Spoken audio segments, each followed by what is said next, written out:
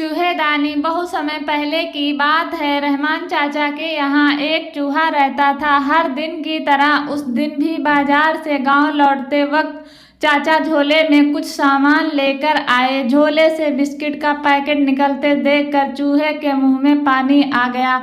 लेकिन ये क्या, अगले ही पल उसके पैरों तले जमीन खिसक गई। चाचा आज बाकी सामान के साथ एक चूहेदानी भी खरीद कर लाए थे। चूहा फौरन भागकर मुंडेर पर बैठे कबूतर के पास गया और घबरा कर कहने लगा, यार आज बड़ी गड़बड़ हो गई। चाचा मुझे मारने के लिए चूहेदानी लेकर आए, मेरी मदद करो, किसी तरह इस चूहेदानी को यहाँ से गायब कर दो। कबूतर मुस्कुराया और बोला, पागल हो गया है, भला मुझे चूहेदानी से क्या खतरा, मैं इस चक्कर में नहीं पड़ने वाला। ये तेरी समस्या है, तू ही निपट। चूहा और भी निराश हो गया और मुर्गों के पास हाँफता हुआ पहुंचा। भाई मेरी मदद करो, चाचा चूहेदानी लेकर आए हैं। मुर्गे दाना चुगने में मस्त थे। चूहे से कन्नी काटते हुए बोले, अभी हमारा खाने का टाइम है, तू बाद में आना। अब चूहा भागा भागा बकरे के पास पहुंचा और अपनी समस्या बताई। बकरा जोर जोर से हंसने लगा, यार तू पागल हो गया है, चूहेदानी से तुझे खतरा है, मुझे नहीं, और तेरी मदद करके मुझे क्या मिलेगा। मैं कोई शेर तो नहीं हूँ जो शिकारी मुझे जाल में फंसा लेगा और तू मेरा जाल कुतर कर मेरी जान बचा लेगा। और ऐसा कहकर बकरा जोर जोर से हंसने लगा। बेचारा चूहा उदास मन से अपने बिल में वापस चला गया। रात हो चुकी थी। चाचा और उनका परिवार खा पीकर सोने की तैयारी कर रहे थे। तभी खटाक की आवाज आई। चाचा की छोटी बिटिया दौड़कर चूहेदानी की ओर भागी। सभी को लगा कि कोई चूहा पकड़ा गया है। कबूतर, मुर्गे और बकरे को भी लगा कि आदत से मजबूर चूहा खाने की लालच में मारा गया।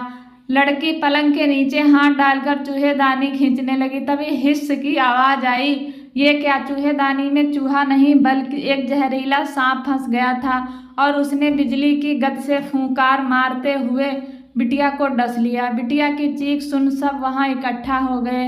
रहमान चाचा सर पर पैर रखकर पड़ोस में रहने वाले ओझा के यहाँ भागे। बिटिया की चीख सुन सब वहाँ इकट्ठा हो गए। रहमान चाचा सर पर पैर रखकर पड़ोस में रहने वाले ओझा के यहाँ भागे। ओझा ने तंत्र मंत्र किया और बिटिया के हाथ पर एक लेप लगाते हुए बोले, बच्ची अभी खतरे से बाहर नहीं है, मुझे फौरन कबूतर का कंठ लाकर दो, मैं उसे उबाल कर एक घोल तैयार करूँगा जिसे पीकर यह पूरी तरह स्वस्थ हो जाएगी। ये सुनते ही रहमान चाचा कबूतर को पकड़ लाए। ओझा ने बिना देरी किए कबूतर का काम तमाम कर दिया। बिटिया की हालत सुधरने लगी। अगले दिन कई नाते रिश्तेदार बिटिया का हाल चाल जानने के लिए इकट्ठा हो गए। चाचा भी बिटिया की जान बचने से खुश थे और इसी खुशी में उन्होंने सभी को मुर्गा खिलाने की ठानी। कुछ ही घंटों में मुर्गों का भी काम तमाम हो गया।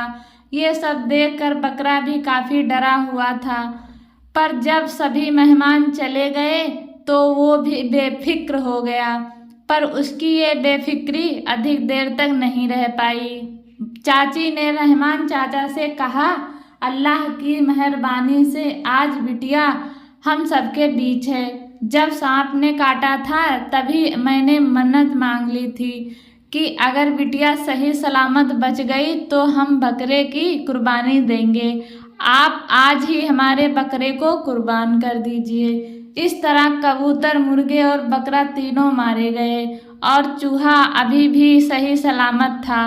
दोस्तों, इस कहानी से हमें ये सीख मिलती है कि जब हमारा दोस्त या पड़ोसी मुसीबत में हो तो हमें उसकी मदद करने की भरसक कोशिश ज़रूर करनी चाहिए।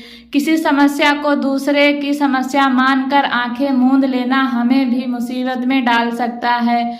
इसलिए मुश्किल में पड़े मित्रों की मदद ज़रूर करें। ऐसा करके आप कहीं ना कहीं खुद की ही मदद करेंगे।